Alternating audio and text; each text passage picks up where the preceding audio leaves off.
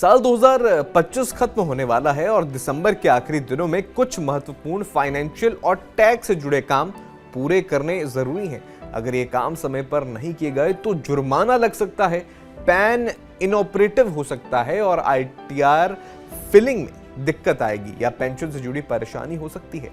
Income tax department और अन्य सरकारी नियमों के मुताबिक मुख्य डेडलाइन 31 दिसंबर 2025 तक हैं। तो इस वीडियो में वो सारे डिटेल्स डेडलाइन आपको बताते हैं जो आपके लिए जरूरी है। नमस्कार, आप देख रहे हैं TV9 भारतवर्ष। मेरा नाम है अरुण सुंदराल।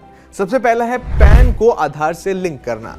खासकर उन लोगों के लिए जरूरी है जिन्होंने 1 अक्टूबर 2024 से पहले आधार एनरोलमेंट आईडी की मदद से पैन बनवाया था।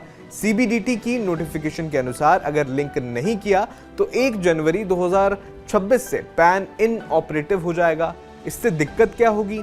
आईटीआर फाइल नहीं कर पाएंगे, टैक्स रिफंड रुकेगा, ज्यादा टीडीएस कटेगा, बैंक अकाउंट, इन्वेस्टमेंट या एफडी में प्रॉब्लम आएगी। तो इसे लिंक कैसे करें? इनकम टैक्स की ई फिलिंग वेबसाइट पर जाएं, पैन और आधार नंबर डालें, ओटीपी से वेरीफाई करें। अगर पहले देरी हुई है तो 1000 रुपए की लेट फीस देनी पड़ सकती है। ये पुरानी सामान्य लिंकिंग डेडलाइन से अलग है, इसलिए चेक जरूर कर लें। इसके अलावा जो बेहद जरूरी काम है वो है बिलेटेड या रिवाइज्ड आईटीआर फाइल करना। फाइनेंशियल ईयर 2024-25 के लिए अगर आपने ओरिजिनल आईटीआर मिस कर दी या गलती सुधारनी है तो आखिरी मौका है।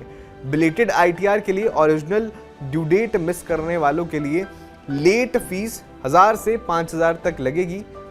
यानी जिनकी इनकम 5 लाख रुपए से कम हो तो 1000 रुपए लगेगी। रिवाइज आईटीआर की बात करें तो पहले फाइल की हुई गलती ठीक करने के लिए ये भी जो है इसी डेडलाइन से पहले आपको पूरा करना होगा।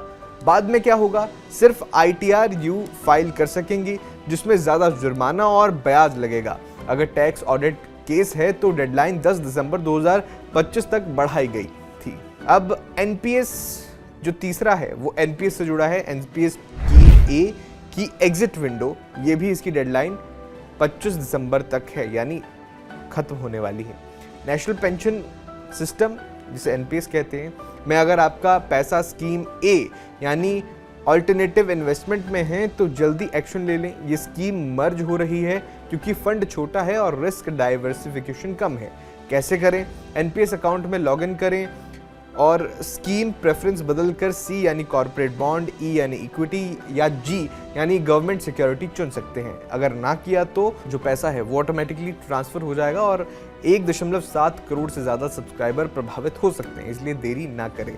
ये 3 मुख्य काम हैं जो ज्यादातर लोगों पर लागू होते हैं। एडवांस टैक्स की 3rd इंस्टॉलमेंट 15 दिसंबर तक थी, वो मिस हो गई है तो ब्याज लगेगा। पेंशनर्स के लिए लाइफ सर्टिफिकेट की डेडलाइन नवंबर में खत्म हो चुकी है। अब समय कम है इसलिए आज ही चेक करें और अगर इन तीनों में से कोई काम आपका बचा है तो आज ही पूरा कर लें, क्योंकि इससे 2026 में कोई परेशानी आपको ना हो और आप जुर्माने से बच सके। वीडियो कैसा लगा हमें कमेंट बॉक्स में जरूर बताएं।